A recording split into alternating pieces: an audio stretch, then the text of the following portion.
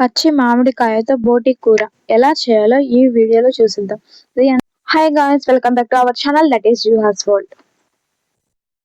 బోటి విత్ మామిడికాయ కూర ఎప్పుడైనా ట్రై చేశారా? ట్రై చేయకపోతే ఇప్పుడే ట్రై చేసేయండి. వీడియో మొత్తం చూసేయండి. ముందుగా బోటిని బాగా క్లీన్ చేసుకోవాలి.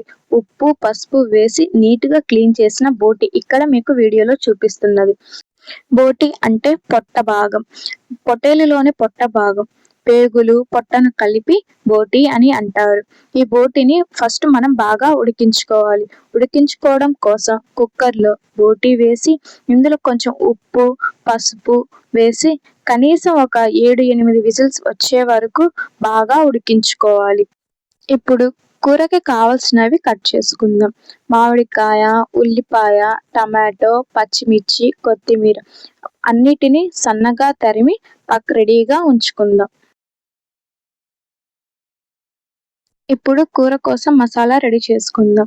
మసాలా కోసం కొబ్బరి ముక్కలను సన్నగా తరిమి అందులో చెక్క, కొంచెం ధనియాలు, కొన్ని లవంగా వేసి బాగా గ్రైండ్ చేయాలి.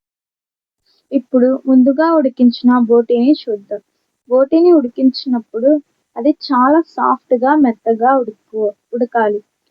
బోటి ఉడికిందా లేదా అని మనం చేతితో తీసుకొని టెస్ట్ చేసేయాలి. అప్పుడు అది మెత్తగా ఉంటే బాగా ఉడికినట్లు, మెత్తగా లేకపోయి ఉంటే విరగకపోతే అది పచ్చి పచ్చిగా ఉన్నట్లు మళ్ళీ ఉడికించుకోవాలి. ఇక్కడ మీకు వీడియో చూపిస్తున్నట్లు చూడండి, ఎలా విరిగిపోతుందో అలా మెత్తగా ఉండాలి. అప్పుడే ఆ బోటి ఉడికినట్లు. ఇప్పుడు అసలు సిసలైన ప్రాసెస్ని స్టార్ట్ చేసేద్దాం. ఇప్పుడు ఒక కడాయి తీసుకొని స్టవ్ మీద పెట్టి అందులో కూరకి సరిపడినంత ఆయిల్ వేసి బాగా వేడి ఎక్కిన తర్వాత ముందుగా కట్ చేసి పెట్టుకున్న ఉల్లిపాయలు, పచ్చిమిర్చి వేసి వేయించుకోవాలి. ఇవి కొంచెం ఏగిన తర్వాత 1 స్పూన్ అల్లం చిన్నుల్లి పేస్ట్ వేయాలి. నేను ముందుగానే నా దగ్గర రెడీగా ఉంది, అందుకు వీడియోలో చూపించలేదు.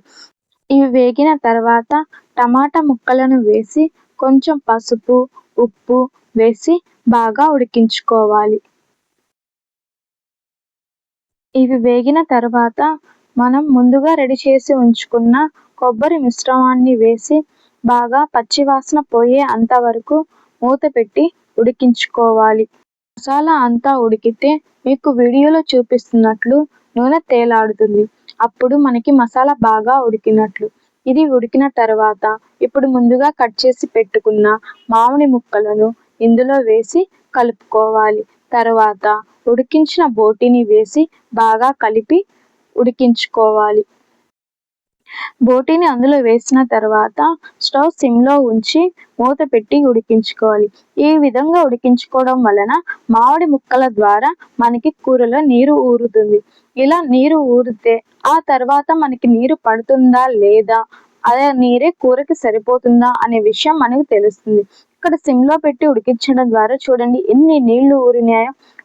ఇలా ఇప్పుడు కూరకి సరిపడినంత కారం, ధనియాల పొడి, గరం మసాలా వేసి ఇందులోనే 1 గ్లాస్ వాటర్ వేసి మామిడికాయ ముక్కలు కూడా మెత్తగా ఉడికే వరకు ఉడికించుకోవాలి.